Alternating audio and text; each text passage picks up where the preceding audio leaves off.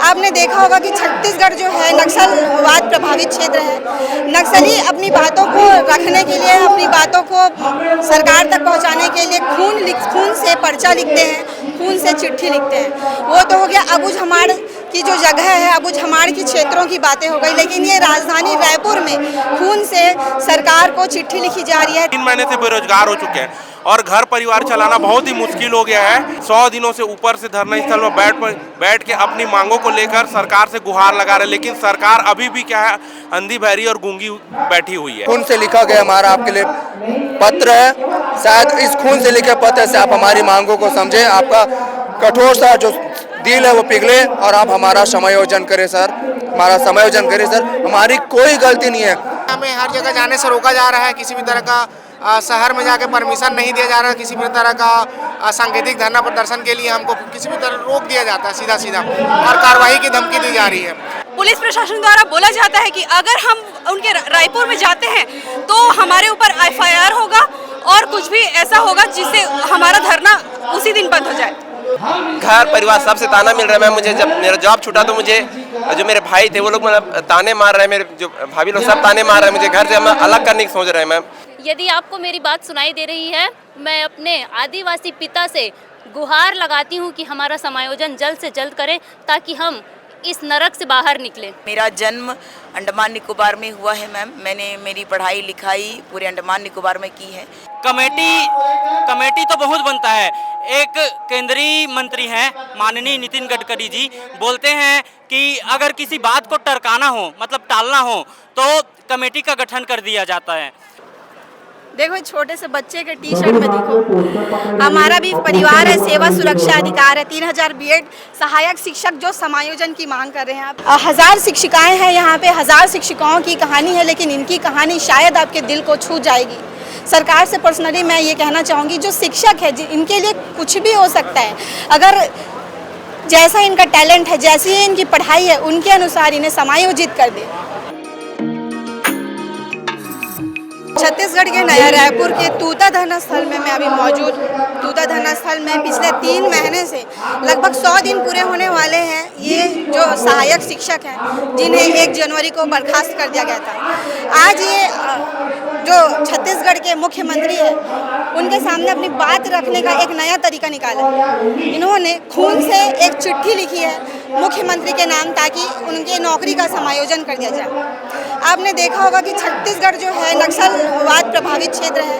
नक्सली अपनी बातों को रखने के लिए, अपनी बातों को सरकार तक पहुंचाने के लिए खून से पर्चा लिखते हैं, खून से चिट्ठी लिखते हैं। वो तो हो गया अबुझमाड़ की जो जगह है, अबुझमाड़ की क्षेत्रों की बातें हो गई, लेकिन ये राजधानी रायपुर में खून से सरकार को चिट्ठी लिखी जा रही है ताकि जो इनकी नौकरी है उसे समायोजित कर दिया जाए। आप तस्वीरों में देख रहे होंगे हजारों की संख्या में जो बीएड सहायक शिक्षक हैं जिन्हें बर्खास्त कर दिया गया है, वे यहाँ पर पहुँचे हैं। उतनी ही तेज धूप है, उतनी ही तेज गर्मी है। आप तस्वीरों में साफ तौर पर देख पा रहे होंगे महिला शिक्षिकाएं भी यहाँ पर मौजूद है जिन्हें बर्खास्त कर दिया गया है। पुरुष शिक्षक भी यहाँ पर बैठे हुए हैं। मेरे पीछे आप तस्वीरें देखें कि सारे लोग जो है खून से चिट्ठी लिखे हुए हैं, खून से चिट्ठी लिखकर ये अपनी बात सरकार तक पहुँचाने का बात रखते हैं। आज आप लोगों ने खून से चिट्ठी लिखी है, क्या मतलब अलग अलग तरीके से आप लोग अपने समायोजन की मांग कर रहे हैं? मैम, हम लोग क्या बोलते हैं 14 दिसंबर से अनुनय यात्रा के रूप में हमारी रैली निकली हुई थी सरकार का ध्यानाकर्षण करने के लिए। उसके बाद से लगभग 100 दिन से ऊपर हो गए हैं कि हम लोग धरना स्थल पे बैठे हैं। अलग अलग तरह के हम लोग जो है अपनी मांग को लेकर मुंडन संस्कार, जल समाधि, यहाँ तक ब्लड भी 2 बार दे चुके हैं। आज हम लोग इतने मतलब मजबूर हो चुके हैं कि हम अपने ब्लड से क्या बोलते हैं मुख्यमंत्री जी को और अन्य मंत्रियों को चिट्ठी लिख रहे हैं कि हमारा समायोजन जल्द से जल्द करे सरकार, क्योंकि हम 3 महीने से बेरोजगार हो चुके हैं और घर परिवार चलाना बहुत ही मुश्किल हो गया है। हम लोग बहुत मेहनत से आए, तो हमारी कोई गलती नहीं थी इसमें। हमारी नौकरी बड़ी मेहनत से लगी हुई थी और बिना गलती के हम 3000 लोगों को बेघर कर दिया गया है। यहाँ पर विष्णु जी के सुशासन में आज हम जो हैं लगातार 100 दिनों से ऊपर से धरना स्थल में बैठ के अपनी मांगों को लेकर सरकार से गुहार लगा रहे, लेकिन सरकार अभी भी क्या है, अंधी बहरी और गूंगी बैठी हुई है। तो देख सकते हैं कि ये अपनी नौकरी के समायोजन के मांग को लेकर के रक्त की हुंकार समायोजन करे साय सरकार। इन्होंने एक चिट्ठी लिखी है, सारे जो शिक्षक यहाँ पर बैठे हैं उनके हाथों में पूरे खून से लिखी हुई चिट्ठियाँ हैं। सब लोगों ने अपनी अपनी बातें लिखी हैं, बीएड मांगे समायोजन। सारे लोग जो सारे शिक्षक यहाँ पर बैठे हुए हैं इन्होंने खून से यहाँ पर चिट्ठी लिख कर साय सरकार की ओर अपना मतलब साय सरकार का जो ध्यान है अपनी ओर केंद्रित करने की कोशिश कर रहे हैं। यहाँ पर और भी हमारे शिक्षक मौजूद हैं। लगातार आप लोग अलग अलग तरीके से अपनी मांग रख रहे हैं, फिर भी सरकार जो है सुन नहीं पा रही है। क्या कुछ कारण हो सकते हैं? और लगातार अब 90 मतलब 100 दिन हो गए आप लोगों को यहाँ बैठे हुए। मैं बताना चाहूँगा, हम लोग विगत कई महीनों से सरकार से अनुनय विनय भी कर रहे हैं। हमारी महिलाएं, शिक्षक महिलाएं सरकार के पास दंडवत होके गए थे मांगने उनसे कि सरकार हमारा समायोजन कर दें। उसके बाद जब उनका पूरा काफिला गुजरा, जब काफिला गुजरता तो भी हमारी शिक्षक महिलाएं, शिक्षक पुरुष सब अपने घुटनों के बल पे खड़े होके उनसे विनती करी, गुहार करी, पर उनका काफिला देखा भी नहीं और एकदम नेगलेक्ट, इग्नोर करते निकल गए। मेरे को तो यही लगता है कि शायद हमारे विष्णुदेव सरकार का जो सीना दिल है वो एकदम कठोर हो गया है, जो नहीं मान रहा, नहीं पिघल पा रहा है। तो सरकार, ये हमारे लिए आपके द्वारा खून से लिखा गया हमारा आपके लिए पत्र है। शायद इस खून से लिखे पत्र से आप हमारी मांगों को समझें, आपका कठोर सा जो दिल है वो पिघले और आप हमारा समायोजन करें सर, हमारा समायोजन करें सर। हमारी कोई गलती नहीं है, हमारा तो छोड़िए। अभी आप सोचिए, जिस स्कूल को हम लोग छोड़ के आप यहाँ पे ढूंढते धरने स्थल कर रहे हैं, उन बच्चों का क्या हो रहा, जो उस गांव के पूरे बच्चे और जो माता पिता जो हमसे बोलते थे कि सर आप चले गए हैं, अब हमारे बच्चों का क्या। आज तक मेरे में कॉल आता है कि सर आप चले गए, अब हमारे बच्चों का पूरा भविष्य पिछले 10 साल पीछे चला गया। क्योंकि इससे पहले जो शिक्षक थे वहाँ पे एकल शिक्षक के होने की वजह से वहाँ पे पर्याप्त मात्रा में शिक्षा नहीं होता था।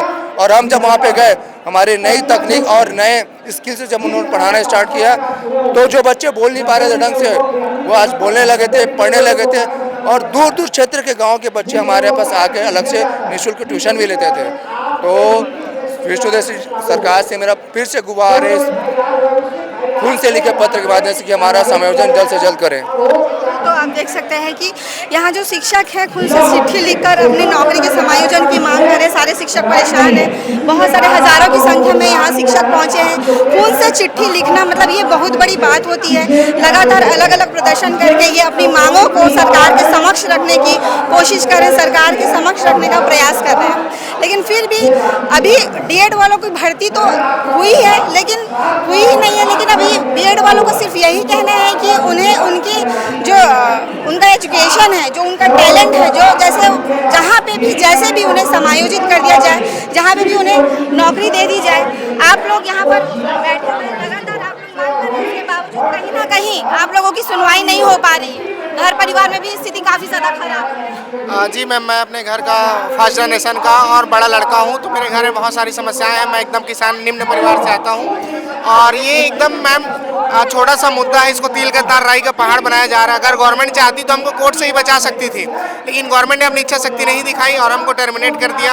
अभी भी बहुत छोटा सा मुद्दा है, एक छोटा सा काम करने का केवल एक आदेश देने की जरूरत है और हम लोग का जो ये धरना है वो समाप्त हो जाएगा। लेकिन गवर्नमेंट जो है बिल्कुल ध्यान नहीं दे रही है और अगर गवर्नमेंट चाहे तो बहुत ही छोटा सा मुद्दा है, कोई बड़ा काम नहीं है।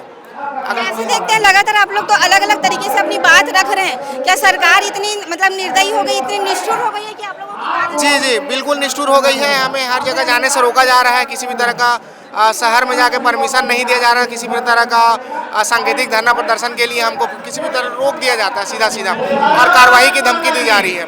गवर्नमेंट चाहे तो कर सकती है और हम हर वो डेमोक्रेटिक तरीका अपना चुके हैं जिससे हम अपनी बातों को गवर्नमेंट तक पहुंचाएं, लेकिन गवर्नमेंट हमारी बात को नहीं सुन रही है मैडम। तो ये काफ़ी लंबा समय हो गया है ये प्रदर्शन करते हैं, क्योंकि आपने देखा होगा तूता में लगातार प्रदर्शन किया जाता है। पहले रायपुर में, रायपुर शहर में प्रदर्शन किया जाता था, लेकिन अभी जो प्रदर्शन स्थल है दूर नया रायपुर में दे दिया गया है। यहाँ लोग बैठे रहते हैं, प्रदर्शन करते रहते हैं। कहीं भी इनकी शायद बात जो है सरकार तक शायद पहुँच नहीं पा रही है कि क्या इतने दूर धरना स्थल होने की वजह से शायद आप लोगों की बात पहुँच नहीं पा रही है, ऐसा कुछ है क्या? जी मैम, हम लोग का धरना स्थल रायपुर से इतना दूर है कि यहाँ आसपास वालों को पता ही नहीं है कि यहाँ हो क्या रहा है। हम लोग आसपास जाते हैं कहीं तो हम लोग उनसे पूछते हैं कि आप लोग को हमारे मैटर के बारे में पता है कि नहीं, लेकिन उनको कुछ भी नहीं पता हमारे मैटर के बारे में। तो कहीं ना कहीं धरना स्थल इसलिए दूर बनाया गया है ताकि लोगों तक आवाज़ पहुंच ना सके। और हम कोशिश करते हैं कि हम रायपुर में अपना रैली या कुछ सांकेतिक प्रदर्शन करें, लेकिन हमें वहीं पर रोक दिया जाता है। पुलिस प्रशासन द्वारा बोला जाता है कि अगर हम उनके रायपुर में जाते हैं तो हमारे ऊपर FIR होगा और कुछ भी ऐसा होगा जिससे हमारा धरना उसी दिन बंद हो जाए। अच्छा, मतलब ऐसा आप लोगों को कहा जाता है कि अगर आप लोग नियम के विरुद्ध जाते हैं तो आप लोगों के साथ ऐसा कर दिया जाएगा, आप लोगों का धरना समाप्त कर दिया जाएगा? जी मैम, यही कहा जाता है कि हमें डराया जाता है पुलिस प्रशासन द्वारा कि अगर हम रायपुर में हम पहले उनको सूचित करते हैं, फिर वो हमें मना कर देते हैं। अगर हम लोग रायपुर में बिना उनकी अनुमति के जाते हैं तो वो हमारे ऊपर FIR करेंगे और हमारा धरना उसी दिन बंद करवा देंगे। आप देख सकते हैं कि ये जो शिक्षक है, बर्खास्त सहायक शिक्षक है, वे कितने ज़्यादा परेशान हैं। और भी लोग हैं और भी शिक्षक हैं, उनसे बात करते हैं कि क्या उनकी स्थिति है, क्योंकि लगातार काफ़ी लंबे समय से उनसे बातचीत कर रहे हैं। आप काफ़ी लंबे समय से यहाँ पर डटे या फिर किसी भी तरीके का प्रदर्शन करना चाहते हैं, आप लोगों को रोक लिया जाता है। सरकार का अभी तक कोई प्रतिनिधि नहीं आया आप लोगों से मिलने के लिए? सरकार का कोई भी प्रतिनिधि हमारे तक मिलने के लिए नहीं आया। यहाँ तक कोई भी नेता, कोई भी मंत्री अभी तक हमसे मिलने नहीं आए। आपने मंत्रालय में भी देखा होगा, मैं उसमें भी आपके मीडिया के माध्यम से बताया था कि कमेटी बस सरकार खेल रही है। अभी तक हमने स्याही से पत्र लिखा, हमने अपना पसीना बहाया, लेकिन सरकार कुछ भी नहीं सुनी। आज अपने खून से हमने पत्र लिखा हुआ है, आप देख सकते हैं इस पत्र को मैंने अपने खून से खुद से लिखा हुआ है। अब ये निर्दयी निठुर जो सरकार है वो जो दया है और कम से कम हमारा समायोजन। छत्तीसगढ़ जो है नक्सलवाद बहुल्य क्षेत्र है। नक्सली लोग जो रहते हैं कभी हमला करते हैं तो खून से कुछ पर्चा या दीवारों में लिख देते हैं सरकार तक अपनी बात पहुंचाने के लिए। आज ऐसा हो रहा है कि शिक्षक जो एक देश या प्रदेश का भविष्य बनाता है, आज वो खून से चिट्ठी लिखने के लिए मजबूर हो गए। देखिए, नक्सलवाद जो करते थे उनका जो विचारधारा है वो बहुत ही अलग है। हम एक शिक्षक हैं, एक सीधे साधे लोग हैं। हम एक सिंपल तरीके से अनुनय विनय प्रार्थना करके अपनी मांगों को पूरा करने के लिए अभी तक हम मांग कर रहे थे, लेकिन हमारी मांगों को सुना ही नहीं जा रहा है। तो मजबूरन हमको अपने रक्त से समायोजन के लिए एक पत्र मुख्यमंत्री के नाम से लिखना पड़ रहा है। आप देख रहे होंगे कि अभी तहसीलदार महोदय, SDM महोदय आए हुए हैं, उनको हम अपना ज्ञापन सौंप रहे हैं। हमें उम्मीद है कि जल्द से जल्द मुख्यमंत्री जी हमारे बात को समझेंगे और हमें समायोजन प्रदान करेंगे। क्या लगता है ये खून से जो चिट्ठी लिखी है उसका कुछ निर्णय निकालेगी सरकार? मैडम, मेरे को पूर्ण विश्वास है कि सरकार इसको गंभीरता से लेगी और हमें जल्द से जल्द समायोजन करेगी, क्योंकि कहीं न कहीं हम अपने रक्त के द्वारा इस चिट्ठी है, इस पत्र को लिख रहे हैं। तो कहीं न कहीं जो हमारी जो सरकार है, बोलते हैं कि विष्णु के सुशासन में किसी के साथ अन्याय नहीं होगा, तो हमें पूरा विश्वास है कि विष्णु के सुशासन में हमारे साथ भी न्याय होगा। बिल्कुल, तो देख सकते हैं कि जो शिक्षक है उनका अभी भी विश्वास है कि जो अभी इन्होंने रक्त से खून से जो चिट्ठी लिखी है उस चिट्ठी का कुछ ना कुछ तो सरकार का निर्णय निकलेगा। यहाँ पर लोग देखो, शिक्षक जो बैठे हुए हैं उनसे सीधा बात करेंगे। इसमें क्या लिखा हुआ है भाई, इसमें क्या लिखा हुआ है? हमें तो हिंदी समझ में आती है, इसमें लिखा क्या है आप ही बताइए। मैम, मैं भी पूरा दोस्त लिखा है मुझे, लेकिन ये लिखा गया है मैम इसमें कि हम आदिवासी हैं, पहले वनवास में थे, मतलब पहले जंगलों में रहते थे, लेकिन फिर हमें उसी हाशिए समाज में न रखे लिए हमें मुख्य धारा में लाइए, ये लिखा गया है मैम। समायोजन करके हमें मुख्य धारा में लाइए, वापस हमें जंगल में न भेजिए। पिछली बार भी मैंने आपसे बात किया था, आपके घर में भी बहुत ज़्यादा परेशानी है, जैसा वैसे कितने ही शिक्षक होंगे यहाँ पर उतनी ही परेशानी से जूझ रहे हैं।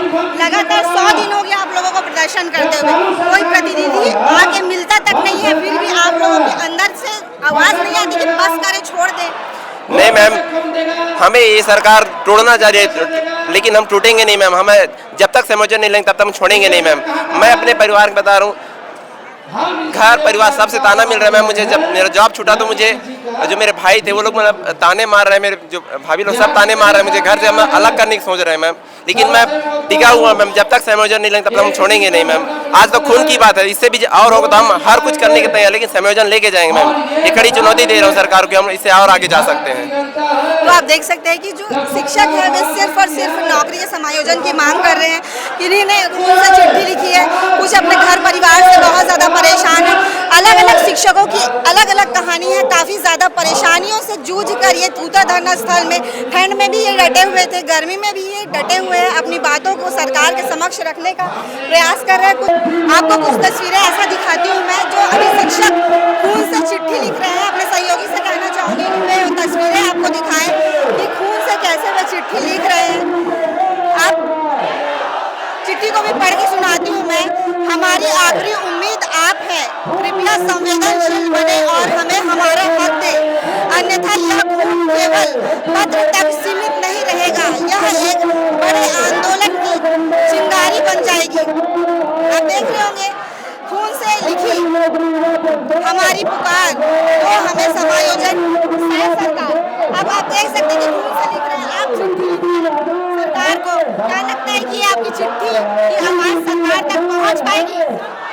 मैम, हमने पेन से बहुत सारी चिट्ठी लिखी, बहुत लोगों को चिट्ठी लिखी, जी तमाम नेता मंत्री विधायक लोगों को चिट्ठी लिखा, लेकिन अभी तक हम लोगों के समायोजन के लिए एक भी निर्णय नहीं लिया गया है। इसलिए आज हम लोग ये डिसाइड किए कि अब हम खून से चिट्ठी लिखेंगे, ताकि जो गूंगी बहरी सरकार है, जो हमारी आवाज़ नहीं सुन रही है, वो कम से कम इसके माध्यम से हमारी आवाज़ सुने और हमारा समायोजन के लिए निर्णय ले।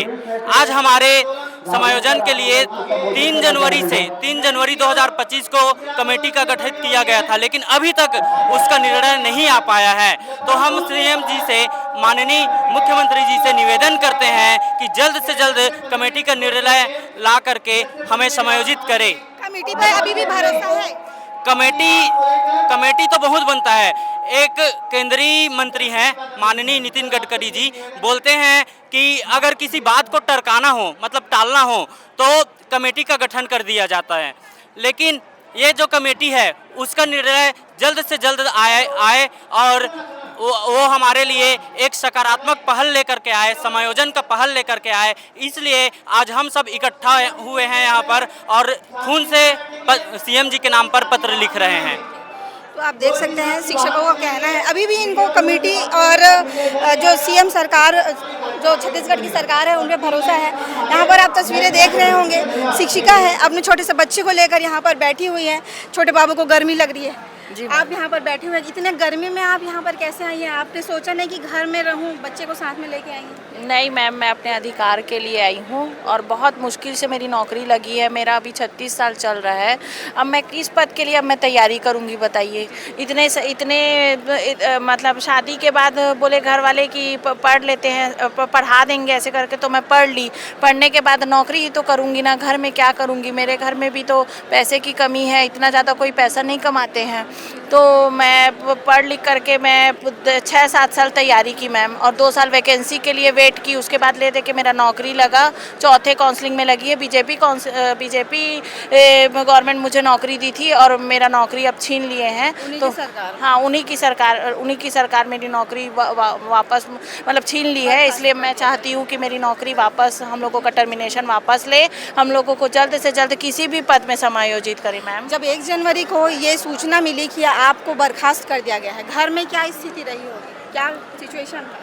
उसी दिन मैम हम लोग ना तूता धरना स्थल पहले से आ गए थे। हम लोग को पहले से बता दिया गया था कि आप लोगों को 10-20 दिन के अंतर में मतलब टर्मिनेशन लेटर आने वाला है। इसलिए हम लोग तूता धरना स्थल में ही बैठे थे मैम। हम लोग सोचे थे कि हम लोगों को टर्मिनेट नहीं करेंगे, सीधा समायोजित करेंगे किसी भी पद में। लेकिन जिस दिन हम लोग टर्मिनेशन देखे तो हम लोगों के आँख में आंसू, और उससे ज़्यादा आंसू अभी गंगा जैसे बह रहा है मैम, जब कल उन लोगों DED वालों को हमारे पद पे उनको जगह मिला। जी, घर में क्या बोल रहे हैं? इतनी गर्मी में आप आए, ठंड में भी यहाँ बैठे ही रहे थे, क्या बोलते हैं घर में? छोटे बच्चे को लेके मत जाओ, कुछ तो कहते होंगे ना वे लोग? घर वाले पूरा सपोर्ट कर रहे हैं मैम, बोल रहे हैं कि जितना आप लड़ सकते हो लड़ लीजिए। अगर सरकार हम लोगों की बात को नहीं मानेगी तो हम लोग फिर बड़ा आंदोलन करने के लिए सोचे हैं।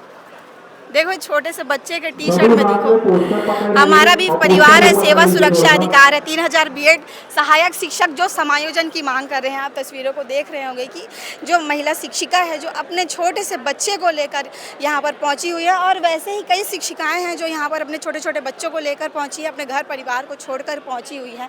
यहाँ पर खून से अभी भी आदिवासी बेटी चिट्ठी लिख रही है, आदिवासी बेटी चिट्ठी लिख रही है। जी मैम, जी मैम, जो आदिवासी सरकार है उन्हीं के नाम एक आदिवासी बेटी चिट्ठी लिखी। जी, हमारे मुखिया हमारे आदिवासी समुदाय से हैं और मैं एक आदिवासी बेटी हूं, तो मैं मुख्यमंत्री जी को अपने खून से ये पत्र लिख रही हूं कि आदिवासी बेटी करे पुकार, समायोजन करे जल्द सरकार।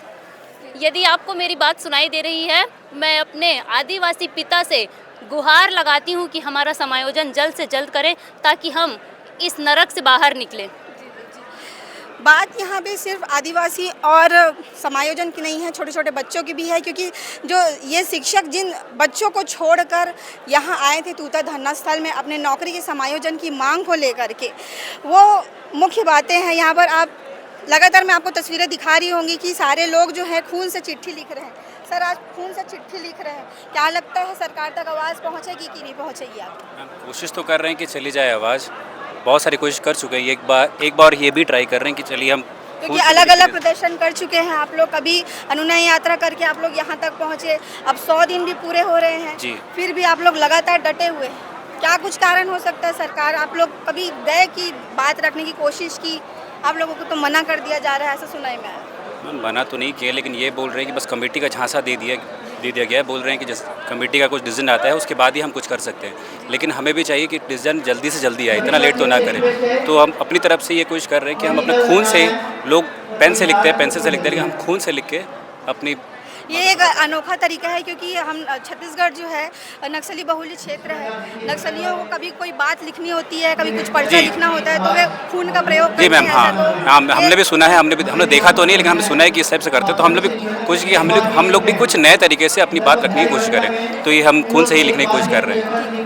तो आप देख सकते हैं, आपको सारी तस्वीरें मैंने आपको दिखाई कि खून से जो है ये शायद सरकार को, सुशासन की सरकार को चिट्ठी लिखने की कोशिश कर रहे हैं, और चिट्ठी लिखकर ये सरकार के नाम पहुंचाने का भी इनका प्रयास रहेगा, ताकि जो शायद सरकार है इनकी बातों को सुन सके और इनके नौकरी को समायोजित कर सके। यहाँ से मैं आपको तस्वीरें दिखाऊंगी। पीछे आप सारे शिक्षकों और शिक्षिकाओं की जो बर्खास्त कर दिए गए हैं उनकी तस्वीरों को आप देख रहे होंगे कि हज़ारों की संख्या में वे यहाँ पहुँचे हैं, और काफ़ी ज़्यादा तेज़ गर्मी है, मुझे भी काफ़ी पसीना आ रहा है। उसके बावजूद यहाँ पर ये डटे हुए हैं अपनी मांग को लेकर के, लगातार ये सरकार के समक्ष बात रखने का प्रयास कर रहे हैं, लेकिन फिर भी कहीं ना कहीं 100 दिन तो पूरे हो चुके हैं। पर अब देखने वाली बात ये होगी कि सरकार इनकी बात कब तक सुनती है। कुछ यहाँ बैठे हुए कुछ शिक्षिकाओं से मैं बात करती हूँ, जो कुछ शादीशुदा शिक्षिकाएँ हैं, उनसे बात करने की कोशिश करती हूँ कि वे हमसे बात करें और अपनी समस्याएँ, क्योंकि मैं चाहती हूँ कि जो हर शिक्षिका है, हर शिक्षक है, उनकी बातें जो है सरकार तक पहुँचे। आप अपना घर परिवार छोड़ के यहाँ इतनी गर्मी में बैठी हुई है। जी हाँ मैम, नौकरी नौकरी आप लोगों से छीन ली गई है, 100 दिन पूरे हो गए, बीच में चुनाव के दौरान भी आप लोग चले गए थे। जी मैम, फिर टाइम भी हम लोग सोशल मीडिया के थ्रू अपनी बात रखने की कोशिश पूरी तरीके से की है, फिर भी सरकार हमारी बात अभी तक सुन के भी अनसुना कर रही है, हमारे बारे में कोई संज्ञान नहीं ले रही है। तो हम यही चाहते हैं कि जितना जल्दी हो सके हमारी बातें सुने। इतनी गर्मी में सबका हालत ख़राब है मैम। बहुत सारे हमारे साथी शिक्षक जो है, शिक्षिकाएं जो है, अपने बच्चों को साथ में लेके आई है, उनके साथ इतना सिचुएशन ख़राब चल रहा है, उनके बच्चों का तबीयत ख़राब हो रहा है। तो इन सब चीज़ों को ध्यान में रखते हुए स्टेज में जो जितना जल्दी हो सके हमारा समायोजन करे सरकार, ताकि हम लोग भी अपने घर आराम से जा सके। आप लोग यहाँ पर बैठे हुए हैं, जो बच्चों को छोड़ के आए हैं, जी मैम, पढ़ाने की, जिन बच्चों को आप लोग पढ़ा रहे थे उन बच्चों को छोड़ के आए, एग्जाम भी निकल गया, अब उनकी क्या स्थिति होगी? अभी तो खैर नए शिक्षक वहाँ पे अपॉइंट कर दिए जी हाँ मैम, लेकिन फिर भी काफी लंबे समय तक उन्होंने जूझा मैम। मेरी जो है मेरे बच्चों से, जो मेरे स्कूल के बच्चे थे, उनसे आए दिन वीडियो कॉल में बात होती रहती है। HM मैम के थ्रू मैं वीडियो कॉल में बात करते रहती हूँ, तो उन लोग हमेशा इसी बात की शिकायत करते हैं, मैम आप कब आओगे। उन लोगों से एक अटैचमेंट हो गया था, उन लोग को मैं शायद अच्छी लग रही थी पढ़ाने के तौर पे, तभी तो उन बच्चों को इतना केयर है कि मुझे वीडियो कॉल खुद से लगाते हैं, पूछते हैं मेरे बारे में कि मैडम आप कब आओगे, ऐसे करके। और इन जो 3 महीने में उन लोग का पढ़ाई का जो लॉस हुआ है उसकी भरपाई कौन करेगा?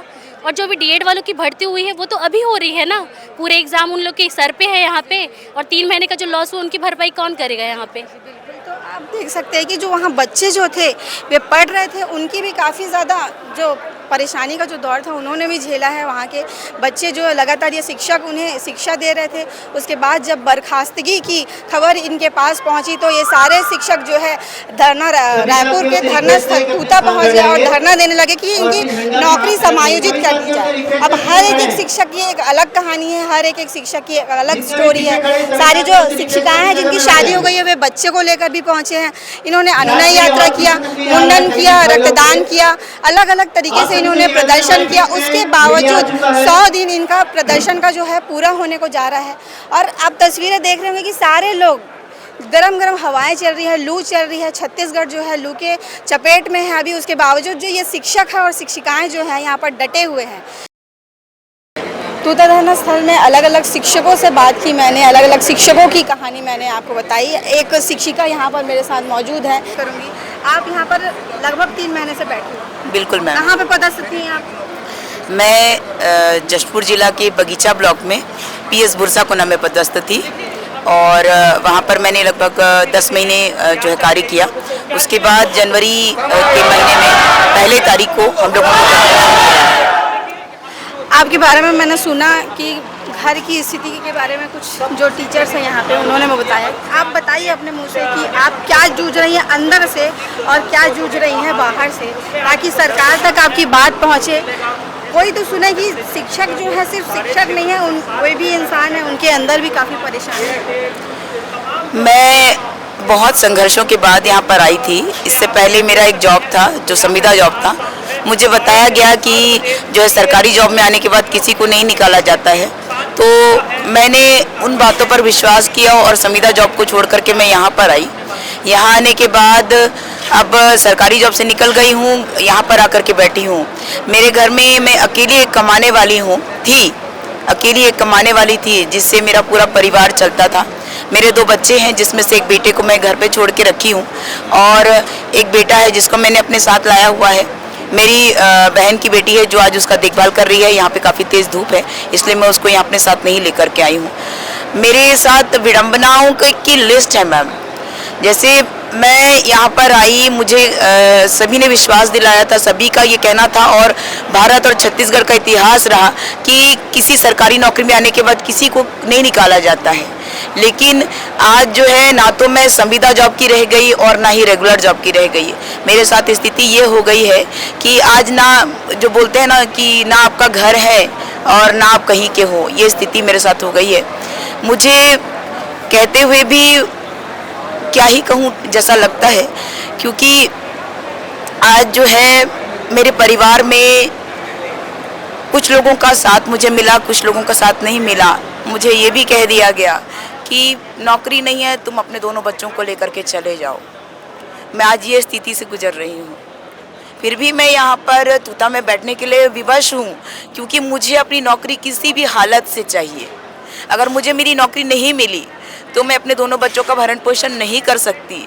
मेरे घर में कोई पढ़ा लिखा नहीं था, मैं अकेली पढ़ी लिखी हूँ। मैंने B.Ed किया है, प्लस में MA मैंने पास किया है।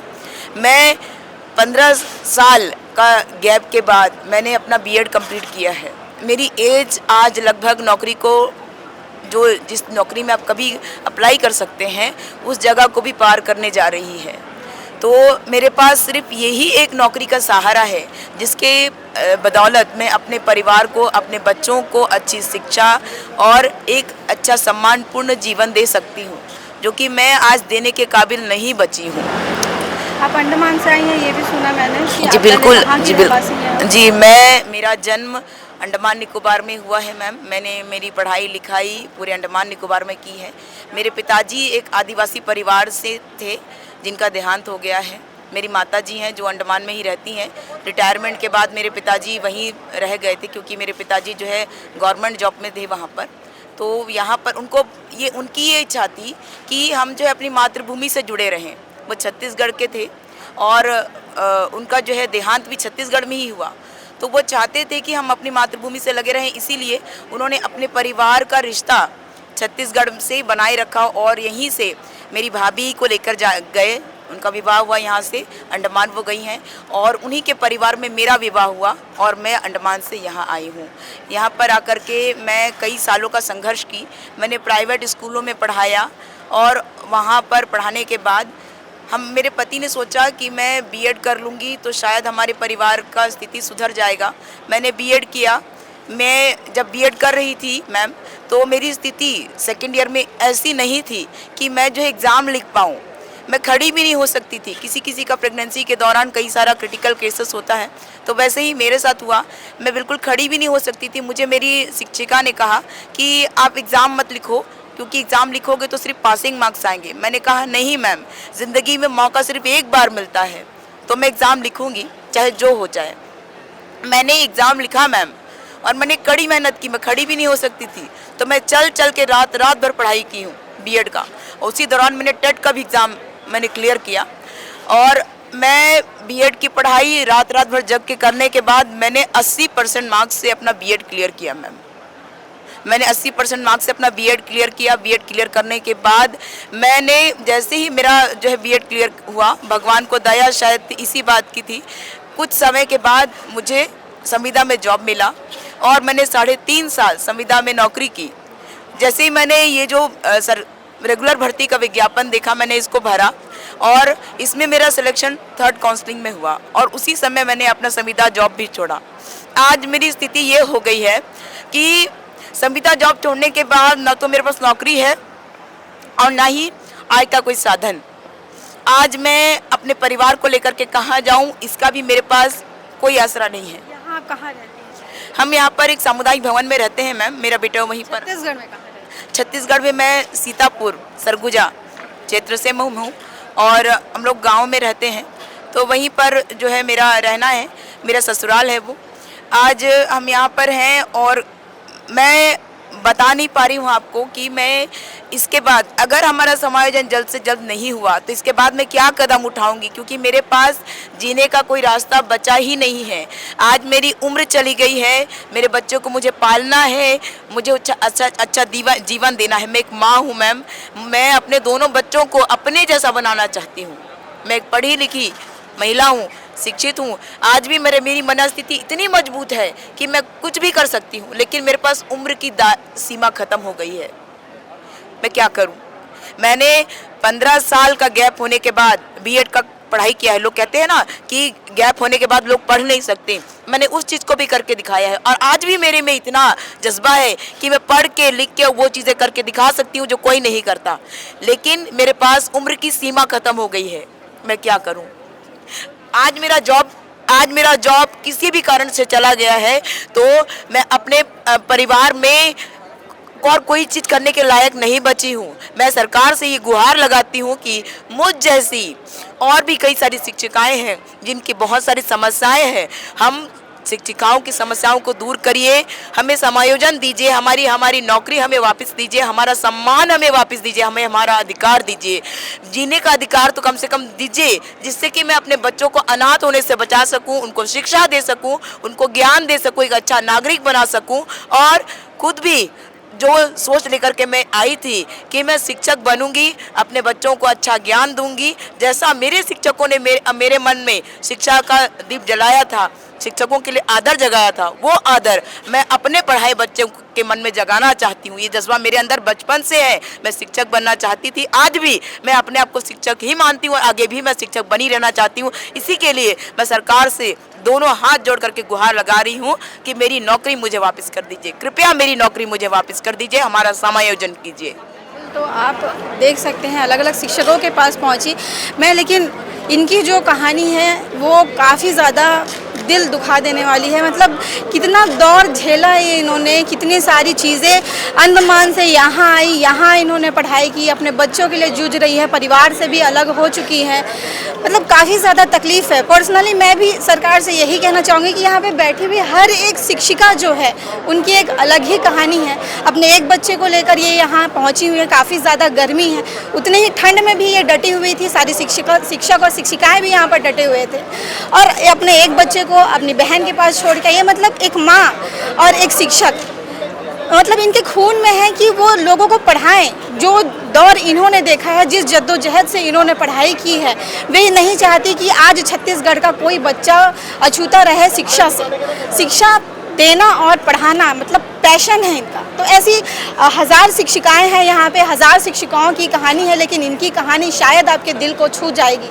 सरकार से पर्सनली मैं ये कहना चाहूँगी, जो शिक्षक है इनके लिए कुछ भी हो सकता है, अगर जैसा इनका टैलेंट है, जैसी ही इनकी पढ़ाई है, उनके अनुसार इन्हें समायोजित कर दे। ऐसी खबरों और अपडेट के लिए बने रहे सनातन न्यूज़ के साथ। धन्यवाद।